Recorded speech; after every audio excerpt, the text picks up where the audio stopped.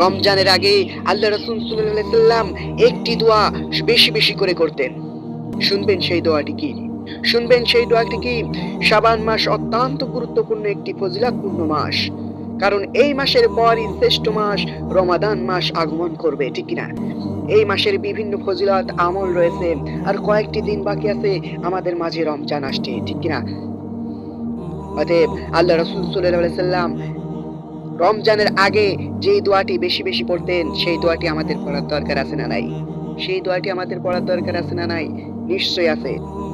রাসূলুল্লাহ সাল্লাল্লাহু আলাইহি সাল্লাম রজব ও শাবান মাস ব্যাপী বেশি বেশি বরকত হাসিলের দোয়া করতেন। বেশি বেশি বরকত হাসিলের দোয়া করতেন। রমজান মাসে ইবাদত করার সুযোগ প্রার্থনা করতেন।